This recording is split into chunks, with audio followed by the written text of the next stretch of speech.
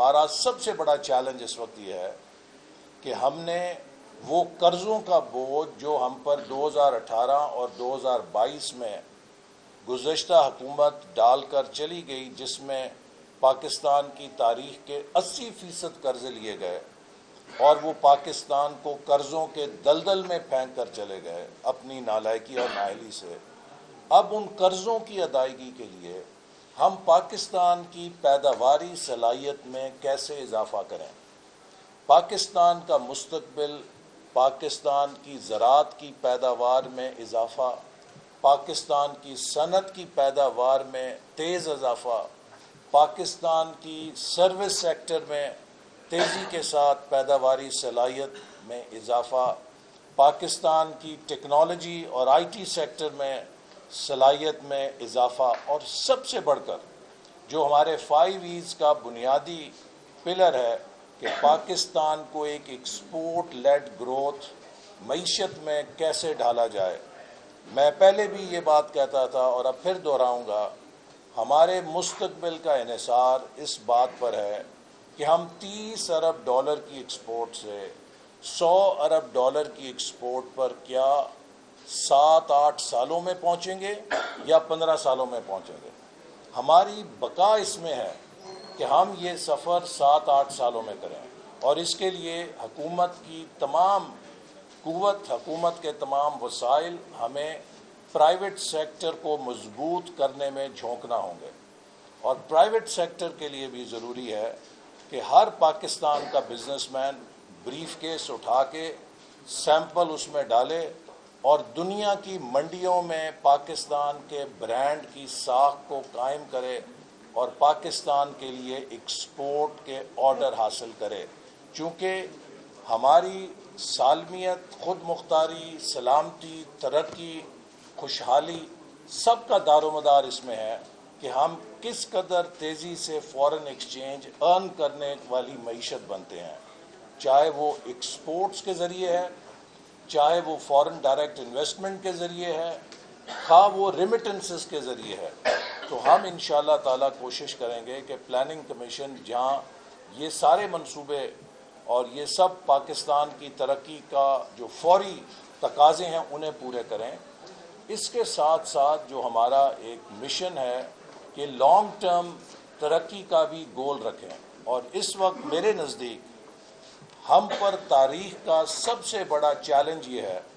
کہ ہم پاکستان کو ان 5 سالوں میں ایسی بنیاد فراہم کر دیں کہ 2047 میں جب اس خطے میں ہندوستان اور پاکستان اپنی آزادی کے 100 سال کا جشن منائیں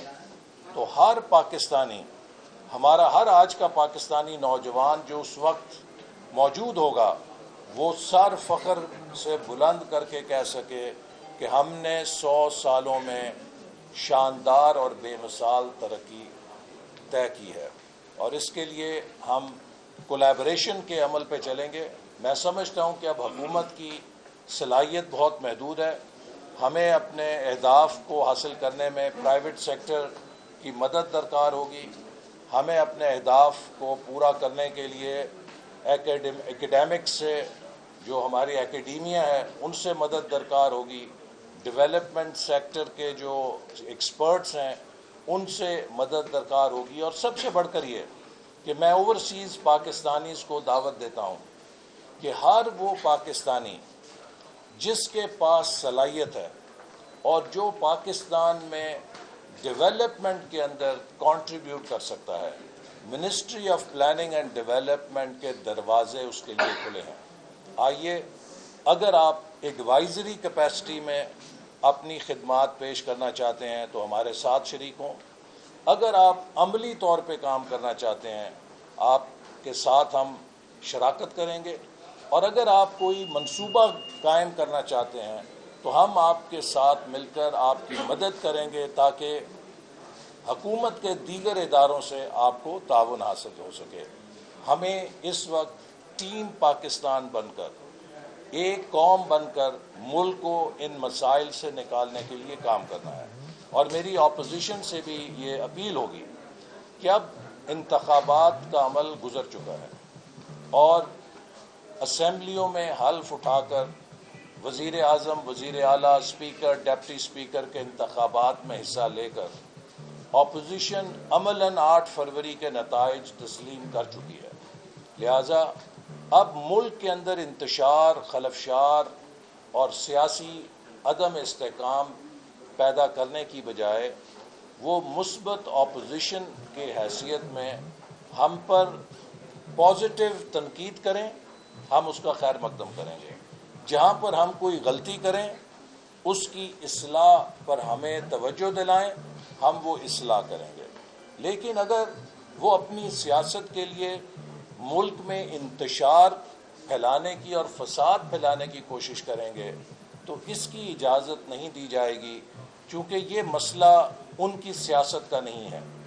یہ مسئلہ پاکستانی قوم کے مستقبل کا ہے، یہ مسئلہ 24 کروڑ عوام کے مستقبل کا ہے، یہ مسئلہ ہمارے کروڑوں نوجوانوں کے مستقبل کا ہے کہ جنہیں ہم نے ایک بہتر اور خوشحال مستقبل دے کر جانا ہے۔ تو میں اس لیے امید کرتا ہوں کہ ہم اپوزیشن کو بھی اپنے ترقیاتی عمل میں شرکت کی دعوت دیں گے کہ وہ ان منصوبوں کو دیکھیں اور اپنی آراء دیں، تاکہ ہم سب مل کر ملک کو آگے کی طرف لے کر جا سکیں اور پاکستان کو ایک جدید معیشت میں ڈھال سکیں۔ آپ سب کا بہت شکریہ۔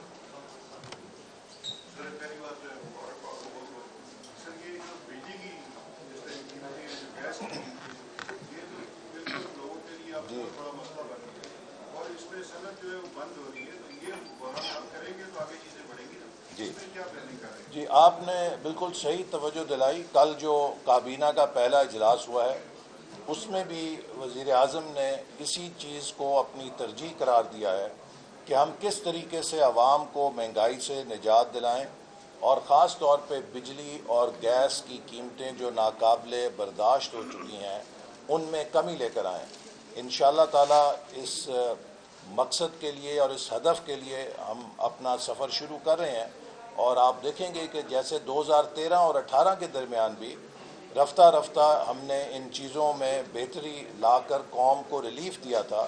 انشاءاللہ پھر اسی طرح ہم قوم کو اور عوام کو ریلیف دیں گے۔ البتہ یہ بات میں ضرور کہوں گا کہ اس وقت جیسے میں نے آپ کو نمبرز بتائے کہ اگر آپ کی معیشت کے نمبر یہ ہوں کہ آپ کو اپنے قرضوں کی ادائیگی بھی پوری کرنے کے لیے مزید قرض لینے کی ضرورت ہے، تو اگر آپ اس وقت کوئی سبسڈی بھی دیں گے تو وہ مزید قرضہ لے کر دیں گے، چونکہ آپ کے اپنے وسائل نہیں ہیں جن سے آپ کوئی سبسڈی دے سکیں۔ اس کا حل یہی ہے کہ ہم بجلی اور گیس کے نظام کو ایفیشینٹ بنائیں، اس میں چوری ختم کریں، اس میں لیکیجز ختم کریں، اور جو ذرائع ہیں ہماری پیداوار کے توانائی کے ان کو ہم انڈیجنس یا سستے ذرائع کے اوپر منتقل کریں۔ تیل کے جو مبنی منصوبے ہیں ان کو بند کریں، سسٹم سے نکالیں۔ جو رینیوبل انرجی ہے، سولر انرجی ہے جو ہماری اپنی ہے، تھر کول ہے جو ہمارا اپنا ہے، اپنے مقامی ذرائع سے توانائی پیدا کرنے کی طرف ہم اپنا ٹرانسفر کریں توجہ کو۔ اور کل پرائم منسٹر نے بہت واضح طور پہ کہا ہے کہ وہ بالکل کسی قیمت پہ بجلی چوری میں، گیس چوری میں ملوث عناصر کو برداشت نہیں کریں گے اور ان کی سختی کے ساتھ سرکوبی کریں گے۔ تو میں امید کرتا ہوں کہ حکومت آنے والے مہینوں میں جو اصلاح کی کوشش کرے گی معیشت کی، اس کے انشاءاللہ بہتر نتائج آئیں گے۔ بات سے 6 ماہ پہلے 7 ماہ پہلے سی پیک منصوبہ کہاں چھوڑ کے گئے تھے اور آپ آگے اس کو کیسے پیش کرتے ہیں؟ جیسے میں نے آپ سے کہا کہ جب ہم نے اپریل 2022 میں حکومت سنبھالی تھی تو عملاً سی پیک منصوبے پر کام بند ہو چکا تھا، اور ہم نے 16 ماہ بہت محنت کے ساتھ خاص طور پہ وہ منصوبے جو گوادر سے متعلق تھے، جس میں وہاں پانی کی فراہمی کے منصوبے تھے، بجلی کی فراہمی کے منصوبے تھے، اور اسی طرح دیگر جو انفراسٹرکچر کے منصوبے تھے، اسپیشل اکنامک زونز جو کہ بالکل سرد خانے میں تھے، ان پر کام شروع کیا۔ اور ہمارے ان اقدامات سے چین کی حکومت میں اعتماد بحال ہوا کہ یہ حکومت سنجیدہ ہے، اور اس کا نتیجہ یہ نکلا کہ آپ نے دیکھا کہ ان 16 ماہ میں تقریباً 2 JCCs کی میٹنگز کا انعقاد ہوا، جبکہ اس سے پہلے 4 سالوں میں صرف 3 JCC میٹنگز ہوئی تھیں، اور ہم نے پھر جب 10 سالہ سی پیک کی تقریبات کا انعقاد کیا تو خصوصی طور پہ چین کے صدر کے نمائندے کی حیثیت سے وزیر اعظم چین نے اس موقع پر شرکت کی، اور جیسے میں کہہ چکا ہوں کہ بہت دو ٹوک اور واضح پیغام دیا کہ اب ہم فیز 2 کے لیے تیار ہیں۔ تو انشاءاللہ تعالی وہیں سے ہم اس منصوبے کو آگے لے کر چلیں گے، اور مجھے امید ہے کہ آپ آنے والے مہینوں میں دیکھیں گے کہ سی پیک کے تحت بہت ٹھوس اور نمایاں منصوبے سامنے آئیں گے۔